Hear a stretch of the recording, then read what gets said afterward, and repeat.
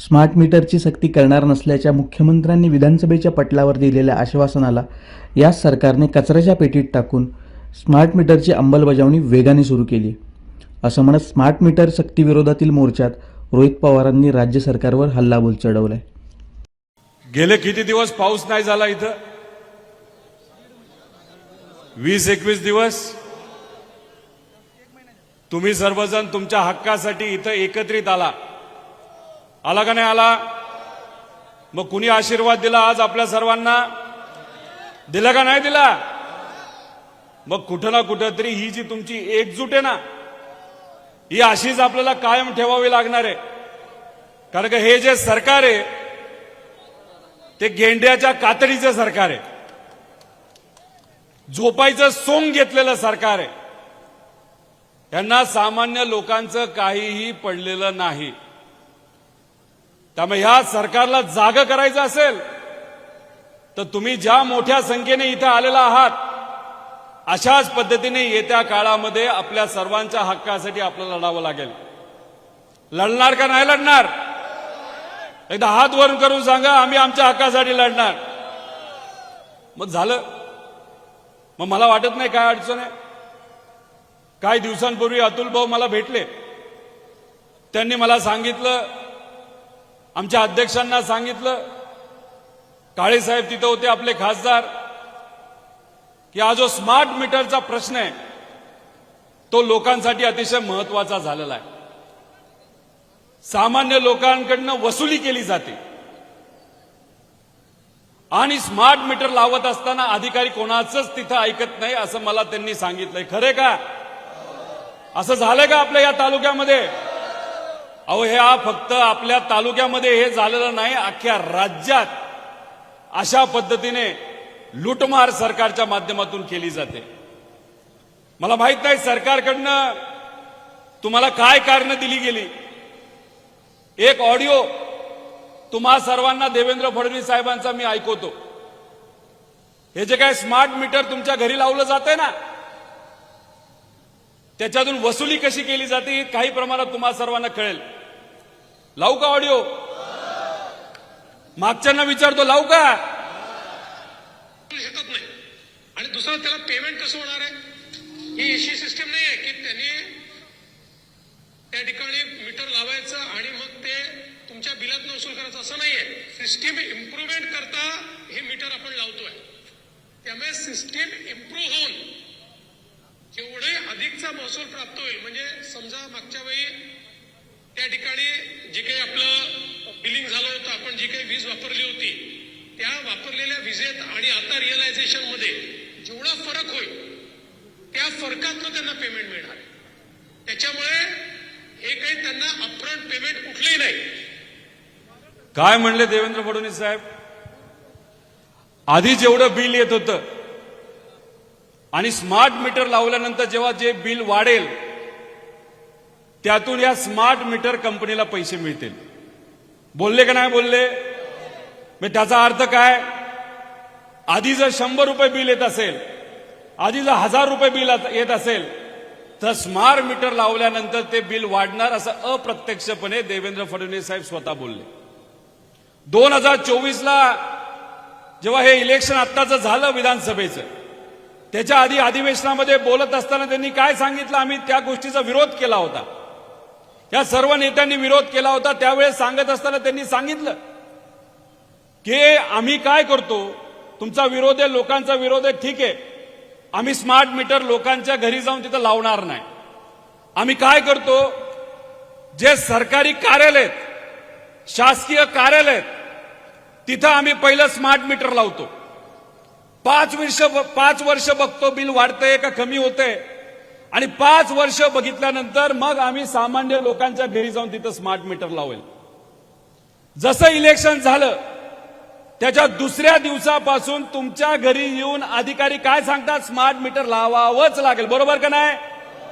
मग अधिवेशनामध्ये इलेक्शनच्या आधी तुम्ही बोलत असताना सांगता की आम्ही 5 वर्ष लावणार नाही, आधी आम्ही सरकारी शासकीय कार्यालयामध्ये लावतो, चालतंय नाही चालतं, रेट वाढतायत नाही वाढतं याचा अभ्यास करतो, मग लोकांच्या घरी तिथं आम्ही लावतो.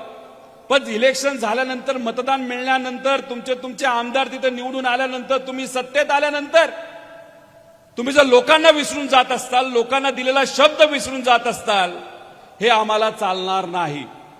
का तुम्हाला चालणार आहे? मागच्यांना विचारतो, चालणार आहे का? अहो काय काय ग्रामीण भागामध्ये तर घरी कुणी नसताना सुद्धा हे अधिकारी येतात आणि स्मार्ट मीटर लावून जातात. काय काय महिलांनी आम्हाला सांगितले, पुरुष वर्ग घरी नसताना, आम्ही महिला एकट्या असताना सुद्धा अधिकारी येतात, दमदाटी करतात आणि स्मार्ट मीटर लावून जातात. झालं का असं? बऱ्याच ठिकाणी आम्हाला हे ऐकायला मिळालेलं आहे. आणि अशा अनेक उदाहरणं मी तुम्हाला देऊ शकतो की स्मार्ट मीटर लावल्यानंतर त्यांचं बिल तिथं वाढलेलं आहे. प्रत्येक जिल्ह्यात, प्रत्येक तालुक्यामध्ये अशा घटना तिथं घडलेल्या आहेत. मग ही जी वसुली सरकार करत आहे ती आपल्याला चालणार आहे का? या अधिवेशनामध्ये सुद्धा आम्ही मुद्दा मांडला. अहो हे अधिकारी येऊन जे काय आम्हाला दमदाटी करतात, आमच्या लोकांना दमदाटी करतात, हे चालणार नाही आणि आम्ही ते होऊन देणार नाही. तेव्हा देवेंद्र फडणवीस साहेबांनी उत्तर देत असताना सांगितलं, ठीक आहे, आम्ही कोणालाही दमदाटी करणार नाही. ज्याला लावायचंय त्यांनी लावा, ज्याला नाही लावायचंय त्यांनी नका लावू. पण तरी सुद्धा जसं अधिवेशन होतंय लगेच अधिकाऱ्यांना सांगून टार्गेट दिलं गेले आणि मग टार्गेट पूर्ण करण्याच्या नादामध्ये अधिकारी येतात आणि आपल्याला दमदाटी करून तिथं स्मार्ट मीटर लावतात. आणि स्मार्ट मीटर लावल्यानंतर रेट हे आपल्या सगळ्यांचे वाढलेले तुम्ही आणि आपण सगळ्यांनी बघितलेले आहेत. याच्यामध्ये काही मोठ्या कंपन्या आहेत, त्यांना तिथं कामं देण्यात आलेली आहेत. याच्यामध्ये जर आपण त्याचा अभ्यास केला तर जिल्हानिहाय तिथं ही कामं दिली गेली आहे. आता एक हैदराबादची कंपनी आहे, नागार्जुना कन्स्ट्रक्शन कंपनी. काय काम आहे त्याचं? कन्स्ट्रक्शन करायचं, रस्ते बांधायचे. त्या हैदराबादच्या कंपनीला तिथं नाशिक आणि जळगाव परिसर, लातूर परिसर, नांदेड, छत्रपती संभाजीनगर, अहिल्यानगर हा भाग दिला कन्स्ट्रक्शनच्या कंपनीला. त्यानंतर मॉन्टे कार्लो लिमिटेड गुजरात, ऐकलंय का? बघा, नागपूर शहर, नागपूर ग्रामीण, वर्धा, चंद्रपूर आणि गडचिरोली जिल्हा हे मॉन्टे कार्लो लिमिटेड कंपनी आहे. कुठली आहे? म्हणजे तुमचा हा भाग कोणाला दिलाय? गुजरातच्या कंपनीला. ऐकलं का नाही ऐकलं नाव? त्यानंतर जेनेसिस पॉवर इन्फ्रास्ट्रक्चर, अडाणी ग्रुप गुजरात, ह्या सगळ्यांना इथं कामं दिली गेली. आणि ही कामं पूर्ण करण्यासाठी टार्गेट किती केलं गेलं तर 27,000 कोटी रुपयाचं टार्गेट ह्याच्यासाठी ठेवलंय. अहो ग्रामीण भागामध्ये अजूनपर्यंत आम्हाला 3 फेज लाईट मिळत नाही. बऱ्याच वाड्या वस्त्या ज्या एकदम आतल्या भागात आहे तिथं सिंगल फेज अजूनपर्यंत आम्हाला लाईट मिळालेली नाही. तर 27,000 कोटी रुपये स्मार्ट मीटरवर खर्च करण्यापेक्षा प्रत्येक घरापर्यंत सिंगल फेज कशी पोहोचेल, आम्हाला दिवसा लाईट कशी मिळेल आणि प्रत्येक शेतकऱ्याला 3 फेजची लाईट कशी मिळेल, यासाठी सरकारने हा खर्च करायला पाहिजे होता. हा खर्च तुम्ही त्याच्यासाठी करत नाही, पण फक्त मोठ्या कंपनीला पैसे मिळावेत, त्यांचा धंदा व्हावा आणि त्यातून या सरकारला कमिशन मिळावं, त्यातून यांना भ्रष्टाचार करता यावा, यासाठी यांनी हे स्मार्ट मीटरचं भूत आणलेलं आहे आपल्या महाराष्ट्र आणि देशामध्ये. हे तुमच्या हिताचं काहीच नाही. तुम्हाला माहिती ईव्हीएम मशीन माहितीये का? काही लोकांचं म्हणणं आहे त्याच्यामध्ये गडबड करते हे सरकार. पूर्वी कसं मतदान करत होतो आपण? कागदावर करत होतो. त्याच्यामध्ये कुठं अशी गडबड करण्याचा चान्स होता का? मग आता काय आपण म्हणतो ईव्हीएम मध्ये गडबड करू शकतील का? कारण का ते इलेक्ट्रिक गोष्ट आहे. ते ठोका असतो, खोकं, म्हणजे ते वाला खोकं नाही, बटन दाबायचं खोकं. इलेक्शन केलं ना, मतदान केलं ना, त्या मशीन मध्ये जर इलेक्ट्रॉनिक असल्यामुळे गडबड केली जाऊ शकते. ते हे जे मशीन आता तुमच्या घरी लावले हे सुद्धा इलेक्ट्रिक मशीन आहे, ह्याच्यात गडबड होणार नाही का? अहो हे अख्खं मशीन त्यांच्या सेंट्रल कार्यालयाला जोडलेलं आहे.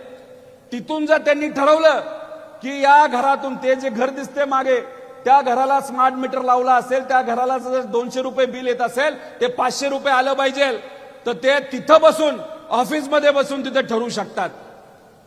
कारण का शेवटी हा सगळा कंट्रोल हा तुमच्या हातात राहणार नाही. हा सगळा कंट्रोल कुठं जाणार, तर या कंपनीच्या मालकांच्या हातामध्ये जाणार. आणि कंपनीला जर वाटलं आपल्याला नुकसान होतंय, तर कदाचित त्या मीटरला तिथून कंट्रोल करून तुमचं बिल इथं वाढू शकतं.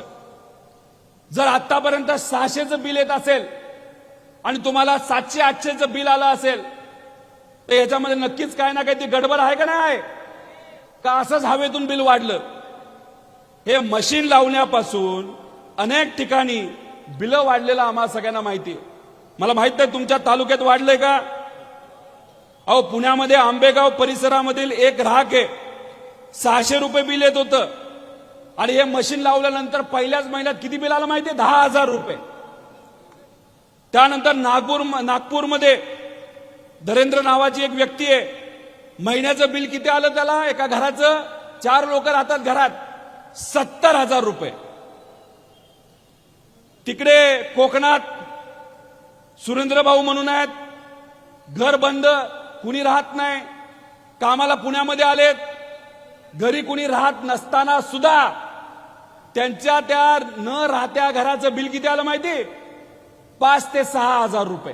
कुणी राहत नाही तिथे, लाईट बंद, सगळं बंद, वायरी कापलेल्या आहेत, फक्त इलेक्ट्रिक जे तुमचं स्मार्ट मीटर आहे ते जोडलेलं तिथं होतं.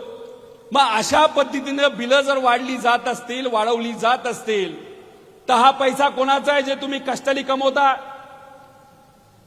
कुणी शेती करतं, कुणी मजुरी करतं, छोटे मोठे व्यवसाय करतात, त्यातून जो पैसा आपण कमवतो तो कोणाचा आहे, सरकारचा आहे का आपला आहे, सरकारच्या बापाचा पैसा आहे का. मग हा तुमचा पैसा असेल आणि त्याच्यात स्मार्ट मीटर लावून तुमचाच पैसा हे सरकार लुटत असेल, तर हे आपल्याला चालणार आहे का. अहो, हे सरकार इतकं मोठ्या प्रमाणात भ्रष्टाचार करते, मोठे मोठे प्रोजेक्ट दाखवते आणि त्या प्रोजेक्ट मधून हजारो कोटी रुपये तिथं काढते. आणि मात्र आमच्या गरीबाकडनं सुद्धा जर अशा कंपनीला काम देऊन हे स्मार्ट मीटर लावून तुम्ही जर आमचे पैसे, आमच्या गरीबाचे पैसे तिथेही वसूल करणार असाल, तर हे आम्हाला चालणार नाही. खताच्या किमती वाढल्या का, तिथं तुमची वसुली सुरू झाली. मोदी साहेबांनी काय सांगितलं, तेलाचे भाव वाढलेत, तेल खाणं बंद करा, बरोबर. बस सोयाबीन उत्पादक शेतकरी या तालुक्यात, या भागामध्ये आहे का. गेल्या 6 वर्षामध्ये आपलं सोयाबीनचं जे भाव होते ते खर्चापेक्षा कमी असताना सरकारने एक शब्द काढला का, की आमचे सोयाबीन उत्पादक शेतकरी आज बिचारे अडचणीत आहे, तर कृपा करून तेल जरा जास्त खावा, नाहीतर सोयाबीनचे भाव वाढावेत म्हणून आम्ही निर्यात केली, सोयाबीनचे भाव वाढावेत म्हणून शासनाकडनं एक चांगला कुठला तरी निर्णय आला. अहो, 6 वर्ष झालं सोयाबीनचे भाव तिथं वाढले नाहीत आणि नुकसान कोणाला सोसावं लागलं, सरकारला का तुम्हाला. अहो, तुरीचे भाव चांगले वाढायला लागले तेव्हा बाहेरून तूर आणली, कपाशीचे भाव वाढायला लागले तेव्हा बाहेरून कपाशी आणली, आणि मग आमच्या शेतकऱ्याला हक्काचा पैसा आता हातामध्ये मिळणार असं स्वप्न आमचे शेतकरी बघत होतं, तेव्हा सरकारकडनं तुमच्या सगळ्यांच्या विरोधात तिथं निर्णय घेतले. मग उत्पादन केलेल्या गोष्टींना आम्हाला भाव मिळत नाही आणि खताचे भाव तुम्ही वाढून ठेवलेत, आणि आम्ही तिथं युरिया घ्यायला जातो तर लिंकिंग करतात. मग कुठे ना कुठेतरी सामान्य लोकांना अडचणीत आणण्याचा प्रयत्न हा सरकारकडनं केला जातोय. पेट्रोलचे भाव वाढले का, डिझेलचे भाव वाढले का, सरकार म्हणलं का गरिबाला आज आर्थिक अडचण आलेली आहे, आमच्या शेतकऱ्याला आर्थिक अडचणी आलेल्या आहेत, मध्यम वर्गीयाला अडचणी आलेल्या आहेत, छोटे मोठे व्यावसायिक आज अडचणीत आलेले आहेत. मग सरकारच्या हातामध्ये असताना सुद्धा त्यांनी तेलाचे भाव तिथं कमी केले नाहीत, डायरेक्ट वाढवून टाकले. 100च्या पुढं पेट्रोल आणि डिझेलचे भाव गेले. बर, पेट्रोल आणि डिझेल जे तुम्हाला घ्यावं लागतंय, कोण पैसे देतंय त्याच्यासाठी, कोण देतंय, सरकार देतंय.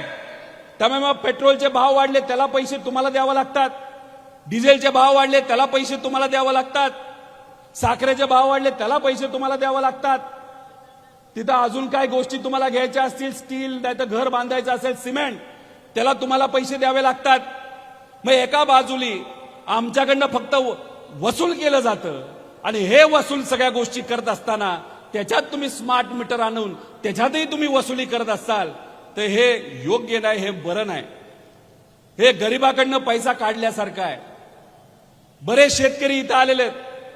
तुमच्या सगळ्यांची मागणी होती कर्जमाफी व्हावी, होई का बरोबर का नाही?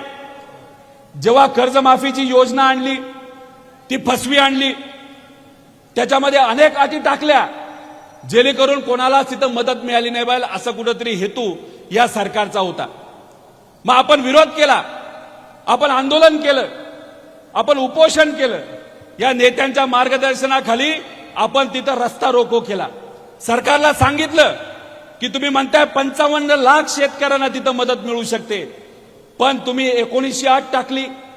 रेग्युलर आमचे जे शेतकरी आहेत त्याच्यासाठी तुम्ही अटी टाकल्या. अशा भरमसाठ अटी जर तुम्ही आमच्या कर्जमाफीमध्ये टाकल्या असतील तर तिथं फक्त 10 ते 12 लाख शेतकऱ्यांना फायदा होईल आणि राहिलेले 38 लाख शेतकरी आमच्या अडचणीत येतील. शेतकऱ्याला तिथं अन्याय होत असताना आपण लढलो आणि या अहंकारी सरकारला आपण जमिनीवर आणलं, गुडघ्यावर आणलं आणि कर्जमाफीची फसवी योजना जी जाहीर केली होती त्याच्यामध्ये बदल करायला आपण या सरकारला भाग पाडलं.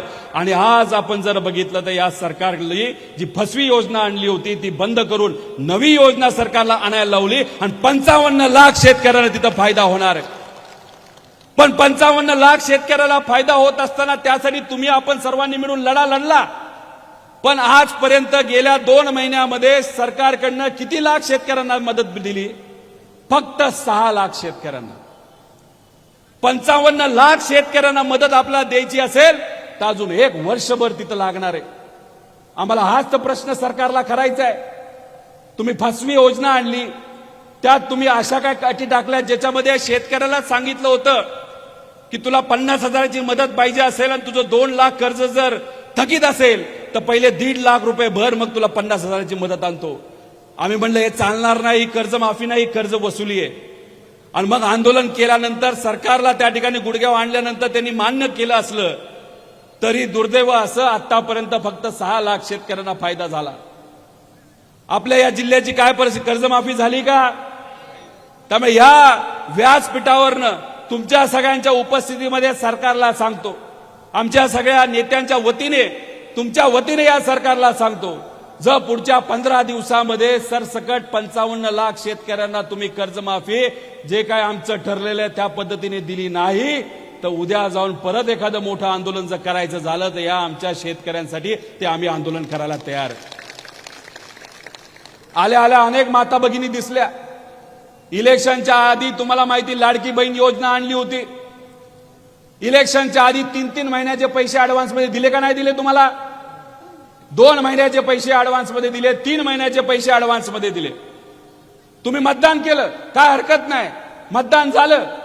आम्ही म्हणत होतो आम्ही 3,000 रुपये देऊ, पण ठीक आहे 1,500 रुपये जे मिळत होते त्याच्यामध्ये काही महिला म्हणाले ठीक आहे भाजपला मतदान करून बघू उद्या काय होतंय. 2.5 कोटी महिलांची नावं हे योजनेमध्ये पूर्वी होती. आज माहिती किती नावं आहेत? 1,40,00,000. 1 कोटी महिलांची नावं या सरकारली लाडक्या बहीण योजनेमधून काढण्यात आली, काढून टाकली. फक्त काही भागामध्ये काही जिल्ह्यांमध्ये अजूनपर्यंत जिल्हा परिषदच्या इलेक्शन बाकी आहेत म्हणून बाकीच्या महिलांची नावं अजून ठेवली आहेत.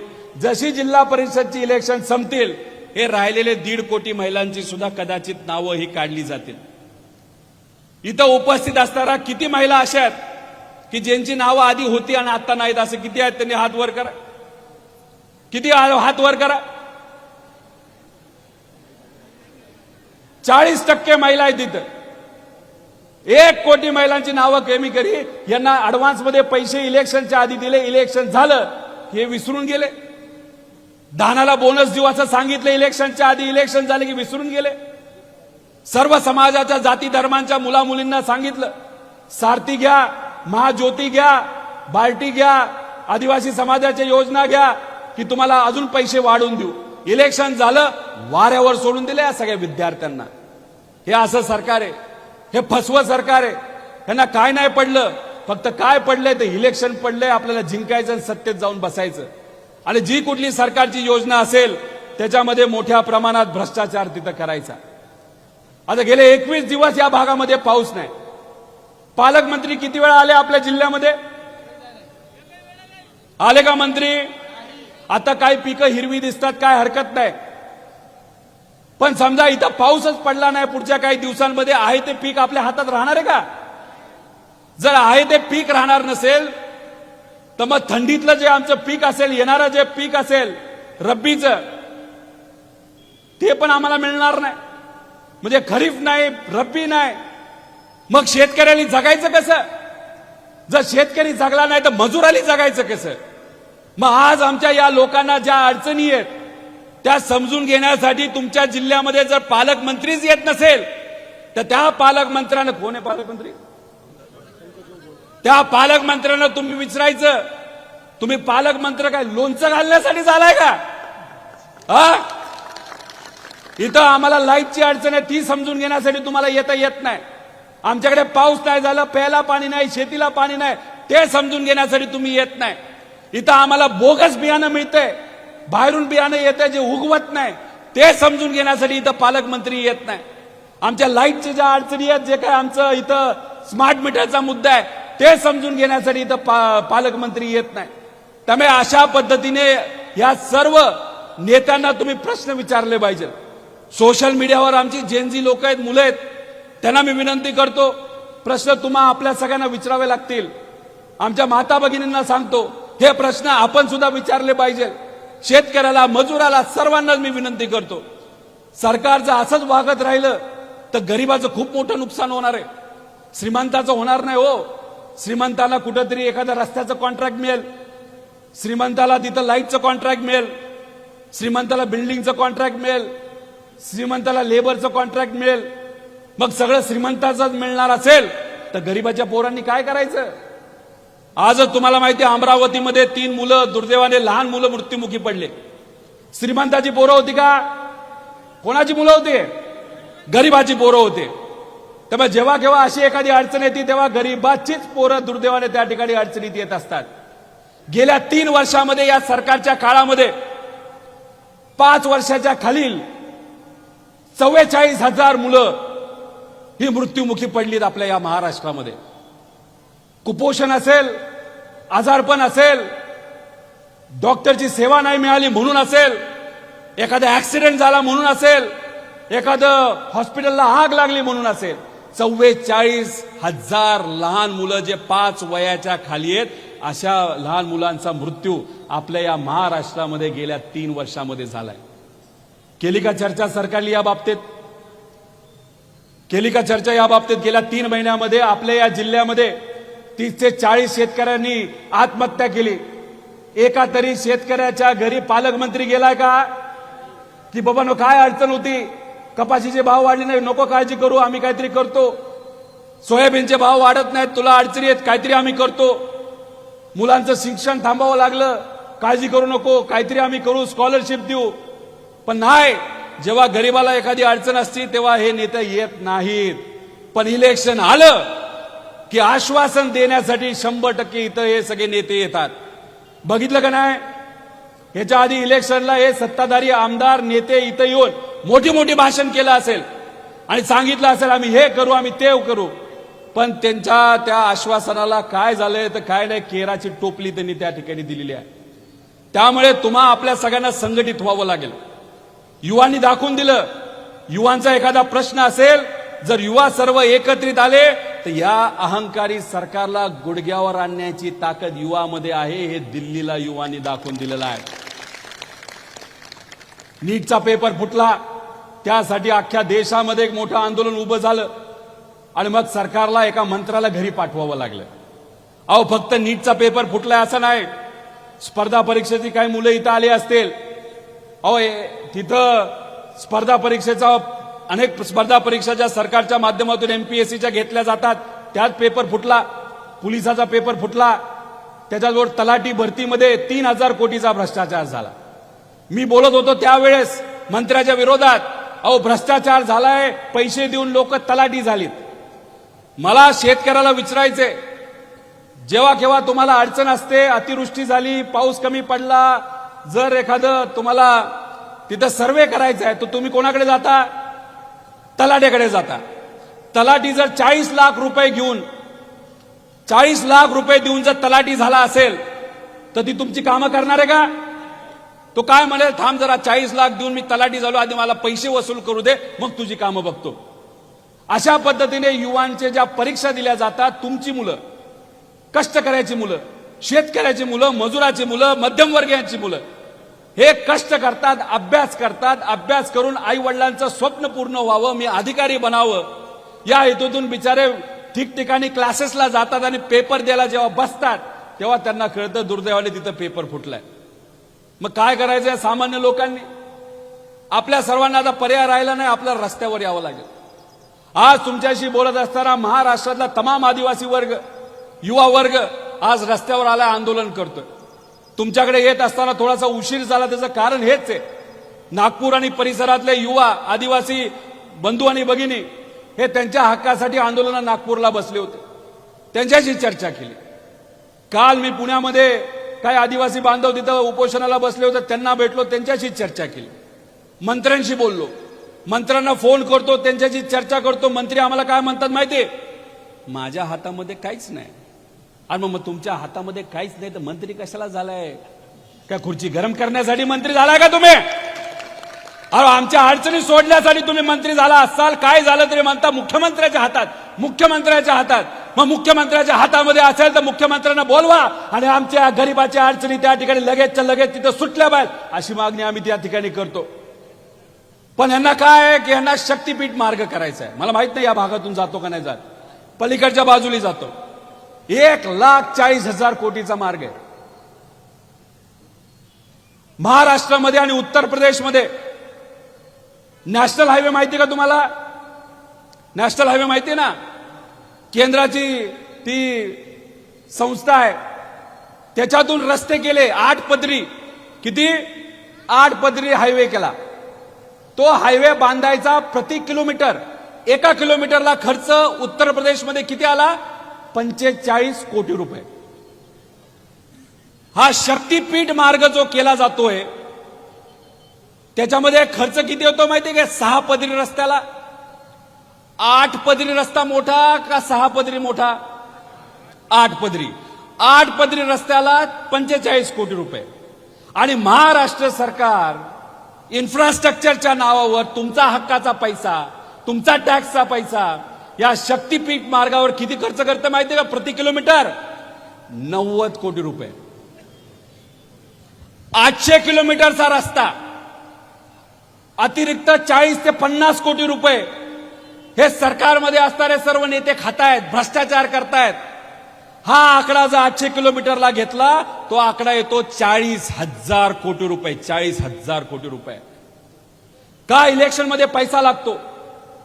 आमदारांना विकत घ्यायचंय, नेत्यांना विकत घ्यायचंय, खासदारांना विकत घ्यायचंय. तुमच्या खासदारांना मानलं गेलं पाहिजे, हे अजून सुद्धा आपल्या विचाराबरोबर आहे, पुढे सुद्धा आपल्या विचारावर तिथे राहणार आहेत. हे अतुल भाऊ आणि आपले पदाधिकारी यांना सुद्धा पूर्वी फोन येऊन गेले, येऊन जा भाजपकडे, पण हे म्हणतात आम्ही शिवशाहू फुले आंबेडकरांच्या विचाराचे आहोत, आम्ही तुमच्याकडे येणार नाही, आम्ही लोकांसाठी रस्ता उतरून तिथं लढणार. मग हे 40,000 कोटी रुपये जे भ्रष्ट नेते खातायत, ते 40,000 रुपये खाण्यापेक्षा आमच्या या वर्धा जिल्ह्याला पाणी कसं मिळेल, आमच्या शेतकऱ्याला तिथं कुठेतरी चांगला भाव कसा मिळेल, ह्याच्यासाठी जर पैसा वापरला तर चांगलं मदत होईल का नाही होईल? हा पैसा हा गरिबासाठी वापरला गेला पाहिजे. इथं चांगल्या शिक्षण व्यवस्था यावे यासाठी वापरला गेला पाहिजे.